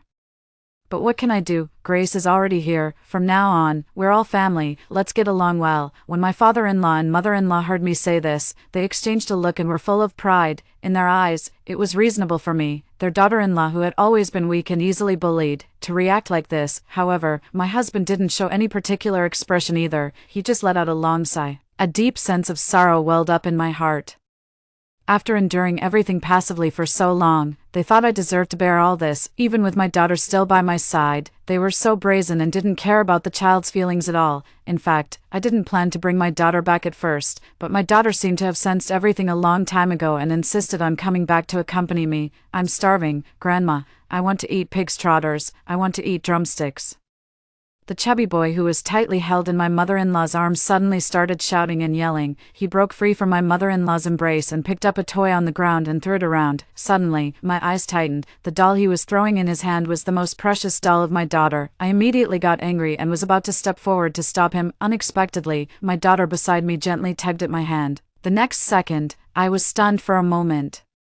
Then I saw my daughter looking at me. Her eyes were red, but she tried her best to smile at me and shook her head. I instantly understood. My daughter knew what I wanted to do. She was willing to endure some grievances herself and also wanted to help me. I squeezed my daughter's little hand tightly and resisted the urge to give this chubby kid a good kick. Don't cry, don't cry. It's my fault. Auntie, don't you want to eat pig's trotters? Auntie will make them for you. My mother-in-law glared at me. You're such an adult, yet you're not as sensible as a child. Hurry up and cook. You're just being annoying here. I took a deep look at this family. 2 adults and 2 elderly people were all coaxing that chubby boy. It seemed that my daughter and I were just servants in this family. I led my daughter away quickly and secretly put Adrian's phone and ID card back in their original places, compared to the millions of yuan I borrowed using his information. A small pig's trotter was nothing. Eat it. Let's see how long you can still be so arrogant. These days, I'm still in charge of everything in this house and cooking for the whole family. They seem to take it for granted that I had accepted this abnormal life of having a husband with 2 wives, but this was exactly in line with my plan. Every time I went out, I would secretly take some things from the house and send them to the new house my daughter and I prepared. There were my daughter's toys, books, our clothes, and the stored food at home. I wanted them to gradually experience the feeling of running out of everything. I only left the ingredients needed for daily meals in the refrigerator. Once the high temperature arrived and there was no one to find food for them anymore, I wondered if this family could still happily get through 3 days. As the day of the terrifying high temperature drew closer, the weather also became drier. It was sunny and exposure all day long. and the flowers, plants, and trees downstairs began to wither. While we were having a meal, the news was being broadcast on TV. According to experts' predictions, there will be continuous high-temperature weather in the coming period, but except for my daughter and me who were listening attentively, the others in the family didn't care at all. Well, after all, there was high temperature every year, and it was usually just a matter of 10 days or half a month. Who would have thought that this year it would be a disaster that hadn't been seen in 100 years? The corner of my mouth curled into a cruel smile. The long-awaited terrifying high temperature was finally coming. 6. Adrian, I signed up our daughter for a research and study activity. She's going to City J for half a month. I'll take her to catch the plane later. While they weren't talking, I suddenly interjected, sure enough. My in-laws immediately frowned and started scolding me. Where are you going? What's the use of a girl participating in these things? You can't earn a single cent yourself all day long, and you just know how to waste our Eric's money. Besides, there are so many things to do at home. Who will do them if you leave? The Mistress Grace also rolled her eyes and kept picking meat into her son's bowl. That's right, those so-called research and study activities are all scams, sister. Don't be fooled. I knew they didn't want me to spend money on my daughter. Moreover, now I was the nanny for this big family. If I ran away, who would serve them? I wasn't in a hurry and smiled. Don't worry, I've hired an auntie who will come to the house every day to cook and clean. Also, Mom and Dad, my friend in City J said that she brought back a lot of precious health products from abroad and wants to give them to me, since my parents are no longer here. I thought I could just bring them back and give them to you. By the way. As expected, the wrinkled faces of my in-laws immediately relaxed, but there was no auntie and no health products. What awaited them was only the intense, terrifying high temperature, as well as an empty kitchen and refrigerator. When Adrian heard me say this, his expression also softened a lot. He rummaged in his pocket for a long time and took out 50 yuan in cash and handed it to our daughter. This is all the change I have. Dad, take it and buy some snacks. Remember to come back early. Grandma, Grandpa, and your little brother all miss you. My daughter didn't say anything and took the 50 yuan note. I couldn't help but sneer in my heart. Miss their daughter. I'm afraid they're just worried that there will be no one to be a maid for their young master these days. Although my daughter was only in the first grade of junior high school, they treated her as my little nanny. They made my daughter take care of their precious grandson every day and even asked her to run errands to buy things from time to time. I wanted my daughter to find an excuse to go back to the new house and stay there first, but my daughter flatly refused and insisted on staying by my side. Fortunately, this kind of life was finally coming to an end. I quickly took my daughter and left home that afternoon and also stopped by the vegetable market to buy a full carload of fresh fruits and vegetables. I was lucky. As soon as I got home, judging from my previous experience of the high temperature in my past life, the temperature outside had at least reached around 60 degrees Celsius. 7. When I woke up early the next morning, I saw through the window that the trees downstairs had already drooped their branches and leaves feebly. This was a precursor to them dying. I browsed the news, and sure enough, many people started paying attention to this high temperature weather. Schools had suspended classes, and some companies had also asked their employees to work from home. Many people were still joking, saying that they could finally take a high-temperature vacation and receive high-temperature subsidies, but only I knew that this disaster was not just about high temperature. There was also strong radiation, and I didn't know how many people's lives it would claim. I didn't have any relatives left, nor did I have any close friends. Other than protecting myself and my daughter, I really had no way to help others. After all, our abilities were limited. On the one hand, I didn't know if others would believe me. On the other hand, I was more afraid that if I revealed too much, we would be targeted in times of crisis. I could only leave comments under some news articles about the severity of this disaster, hoping that everyone could take advantage of the fact that they could still go out today and quickly purchase some supplies. As long as one person saw my message and went to prepare supplies, it would be good, and my phone was surprisingly quiet all day long. My husband didn't even call to ask if my daughter and I were safe. I turned on the surveillance to take a look. There were some ingredients that I had deliberately left in the refrigerator, which could still allow them to have a good meal for a day. Sure enough, none of them went out. This actually made me heave a sigh of relief. I was really afraid that they would suddenly realize the seriousness of the situation and rush out to buy supplies. On the second day after the terrifying high temperature arrived, at noon, my daughter and I were blowing the air conditioner and having a small hot pot when the phone rang harshly. "Hello, Olivia, where's the part-time maid you said you hired? She didn't come yesterday, and why hasn't she come today?" It was my husband Adrian's somewhat impatient roar on the other end of the phone. As I expected, they had a big meal yesterday. There wasn't much food left in the refrigerator, and the so-called part-time auntie didn't show up either. They were instantly in a hurry. I pretended to be in a dilemma. You've also seen this extreme weather. The auntie probably doesn't dare to go out. You can just go downstairs and buy some food yourself. I guess the high temperature will drop in a few days. Today's weather was obviously hotter than yesterday. The scorching sun was roasting the city. The TV reported that there were countless people suffering from heatstroke, and some people who had been exposed to the sun for a long time had been sent to the ICU for emergency treatment. The host kept appealing to everyone not to go out unless it was necessary, so even though I said that, according to the selfish and timid nature of that family, no one would be willing to go out to buy supplies. It's all your fault. You had to go out at this time. Hurry up and get back here. Sure enough, Adrian was silent for a few seconds on the other end, cursed me a few times impatiently, and then hung up the phone immediately. I had just turned on the surveillance to see their chaotic situation when my daughter suddenly said, "Mom, can you cast the screen? I want to see it too." I looked at my daughter and hesitated a bit. Actually, I didn't really want my daughter to get too involved. After all, she was just a teenager. Facing such a father and grandparents, I was really afraid that it would leave a shadow in her heart, but my daughter seemed to see my hesitation and smiled at me. It's okay. In fact, I've known all these things for a long time. I've always understood that they don't love me at all. I was really sad at first, but now I feel that as long as Mom is with me, I'm not afraid of anything. Looking into my daughter's bright eyes, I no longer had any scruples. I cast the surveillance video onto the TV and regarded it as our digital side dish while eating. As soon as it was turned on, the crying of the mistress's son came through the speakers like it was piercing our eardrums. "I'm starving. I want to eat. I want to eat meat." Adrian sat on the sofa with a bad expression, holding his phone. He was probably still angry with me. The mistress and my mother-in-law were coaxing the chubby boy on one side. My mother-in-law was holding a piece of potato in her hand. "Good boy, eat a piece of potato first. It was grown by Grandma. It's even more delicious than meat." This was a bag of potatoes that my mother-in-law brought on the day she came. I thought it was unlucky to take their things, so I just left them for them, but I guess that the only thing they could consider as food at home now is probably these potatoes. The chubby boy cried for a long time. I guess he realized that he couldn't cry for meat anymore. He looked at the potato in his hand, snatched it, and started swallowing it mouthful by mouthful. "Mom, the potato in this hot pot is really delicious." My daughter picked up a piece of soft and waxy potato that had been cooked, dipped it in the sauce, and took small bites. I smiled and picked a few more pieces of freshly cooked beef rolls for my daughter. "Yeah, but don't eat too much. If you eat too many potatoes, it will make your stomach feel uncomfortable." "Don't worry, unlike them, we have so many delicious things at home. We can still eat for a long time." My daughter and I looked at each other and smiled knowingly. In the following days, the high temperature weather didn't drop but rose instead. The outdoor temperature was estimated to have reached 80 or 90 degrees Celsius. The news reported that more and more people had died from heatstroke.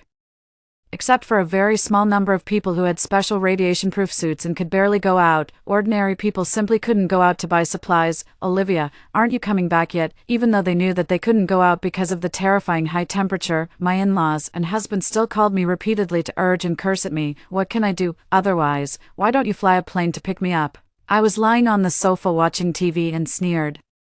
"Then quickly contact the boss who usually delivers goods for us. Ask him to send us some supplies." Adrian was almost roaring. In the past, I would always participate in the group purchase group of the community. When the weather was bad occasionally, I would also contact the boss of the community store to deliver goods. Without me, Adrian hardly knew how to buy supplies. "Are you crazy? You don't even dare to go out yourself. How can the boss deliver goods to you? Just wait, maybe it will get better in a few days." I was too lazy to say another word to him and directly hung up the phone. These days, the only thing they could eat at home was potatoes. Sure enough, adults could endure it for a while, but that chubby son had been crying all day long, saying that his stomach hurt and burned and that he wanted to eat delicious food and meat. Of course, there was also a supplies mutual assistance group in the community. Adrian and Grace joined it as soon as possible. At first, there were still some people who were willing to exchange or sell supplies, but gradually, seeing that the situation was not right, the group had become a place for simple help seeking, and almost no one responded. No, there were also large-scale power outages and water cutoffs everywhere in the city, as well as fires caused by dryness, but fortunately, the community where Adrian lived was a high-end wealthy area with relatively complete facilities. The community also had its own power generation system, so I could still continue to watch the surveillance videos every day as a form of entertainment. When my husband and the mistress saw that there was really no other way, they started pushing my father-in-law and mother-in-law to go out and find supplies. "Mom and Dad, look, The baby is almost fainting from hunger. If something happens to your precious grandson because of hunger, can you live with yourselves? The mistress was crying and holding the child, starting to engage in moral kidnapping. When my mother-in-law saw that the matter fell on her, she quickly pushed it back to my father-in-law. Old man, you know my legs and feet are not good. You go, your body is better than mine. Just go to the supermarket at the door and have a look. As long as you're quick enough. Just grab a little something and come back, and we'll have something to eat. Pushed by his son and daughter-in-law and urged by his wife, my father-in-law had no choice but to put on a raincoat as a sun protection suit and go out to see if he could find something to eat. But until the next day, I didn't see my father-in-law come back. Well, in this high temperature, and with a raincoat on, he was probably cooked as soon as he went out. The terrifying high-temperature weather has persisted for a month. Although the state has been providing continuous rescue efforts, the temperature remains stubbornly high. With limited manpower and resources, it's simply impossible to take care of everyone, and the dark side of human nature is gradually emerging. The building where Adrian lives is mostly populated by wealthy people. Some families with ample supplies have started selling small amounts of food, not for money, but in exchange for women. Just as I experienced in my previous life, such absurd and malicious deeds have actually found responders. Many people in various groups have begun posting photos of their wives, and even their daughters, hoping to exchange them for some food. I saw in the surveillance footage that despite Grace's crying and resistance, Adrian still sent out her photos, as if afraid that the wealthy man with supplies wouldn't be interested. He specifically chose pictures of Grace wearing sexy pajamas. Grace cried and refused, but she, who had previously used moral coercion on her in-laws, was now on the receiving end. What's wrong with you sacrificing yourself for your son? He's the only heir in our family. If anything happens to him, you couldn't make up for it even if you died. As a petite woman, she had no chance against them and could only go out, weeping, to sell her body in exchange for supplies. I took a sip of hot tea and watched as one ugly message after another scrolled by, still feeling a chill down my spine. In my previous life, I was the one forced to obtain supplies in this way. Adrian and his mistress tied up our daughter and threatened me. He glared at me viciously. If you don't go, I'll send your daughter to sleep with others. She's old enough, and there are plenty of people who like young girls. I'm very grateful that my daughter doesn't have the memories of our previous life. Otherwise, hearing such words from her biological father, even the strongest-willed person would find it hard to let go. Fortunately, there are only 3 households in the building where I live, and the other 2 are occupied by elderly people. They have the habit of stockpiling supplies in advance. As soon as the weather turned strange, the elderly had already stored enough food. When they saw me living alone with my daughter, they even came to ask concernedly if we had enough food at home. I'm very grateful that they thought of me in such a difficult time, so, whenever I cook something delicious at home, I'll also send some to the elderly, and every time they accept my gifts, they won't take them for free. Instead, they'll share some of the food they cooked that day with me. In this way, we took care of each other, and surprisingly, we didn't find this apocalyptic disaster too unbearable. 10. Just when I thought things would settle down like this, unexpectedly, an even more dramatic scene unfolded. When Adrian sent Grace over, he himself was taken a fancy to buy that wealthy man with a special fetish. The man promised Adrian that if he accompanied him once, he would give him a pack of instant noodles. This time, Adrian was the one being morally coerced, so, at night, only the mother-in-law and the mistress's son were left at home. The next morning, the couple limped back, supporting each other, holding a few packs of instant noodles. Olivia, you $%. You'd better die out there, don't come back. Furious and embarrassed, since I blocked his phone number, Adrian started sending me a stream of curse-filled text messages. Presumably, he was regretting that if I were still at home, they could have exchanged for more instant noodles. I've gotten used to watching the surveillance footage of Adrian's family every day. Sometimes, if I miss the live broadcast, I'll rewind to see if there's anything interesting. But when I just opened the surveillance this day, the mother-in-law's bloodless face was staring straight at the ceiling. Her head had been smashed in by something. I couldn't help but let out a scream and quickly flipped through the unviewed playback. It turned out that Adrian and Grace thought that since they had to sell their bodies to get food, why should the mother-in-law enjoy the fruits of their labor for free? They stopped giving her food, at most leaving her a few sips of the soup from the instant noodles. Finally, the starving mother-in-law crouched at the door with a rolling pin, planning to knock them out when they came home early in the morning and grab a pack of instant noodles. But how could an old woman who had been starving for so long be a match for 2 young people? She missed her strike, and instead, Grace grabbed a vase and started smashing it against her head. Screaming, just as I was in shock, the live surveillance footage started moving again. Adrian actually fetched a boning knife from the kitchen, each of them holding a knife. they crouched on the ground, doing something to the mother-in-law's body. I couldn't bear to watch anymore and quickly turned off the screen. The tragic fate that my daughter and I suffered in our previous life was now playing out on this family. 11. The mother-in-law was old, weak, and skinny, and couldn't sustain the starving family of 3 for long. Before long, Adrian collapsed. I saw him lying on the sofa, clutching his buttocks, presumably, after sleeping with that wealthy man for too long. A certain part of his body could no longer take it. I'm not sure if the supplies at the wealthy man's place were running low or if he had grown tired of the couple, but after one return, Grace never went out again. They survived on the few remaining packs of instant noodles at home, and every day they had to endure the crying of their hungry son. I didn't check the surveillance for a while. When I opened it again, Adrian, who had been lying on the sofa, was only half left. Grace and her son, with messy hair and dirty faces, looked like 2 ravenous madmen, gobbling up the meat in the pot. I silently saved some of the surveillance videos showing the mother-in-law and Adrian being killed and cannibalized. I don't know how long Grace and her son can survive. In the previous life, when the high temperature became too severe to go out, they tied up my daughter and threatened me to sleep with men in the building in exchange for supplies. Naturally, the law will punish such perverted cannibals, and shortly after Adrian's death, before his body was even completely consumed, the high temperature suddenly dropped. After several months, the first rain finally fell on this land. After the downpour, a rainbow appeared in the sky.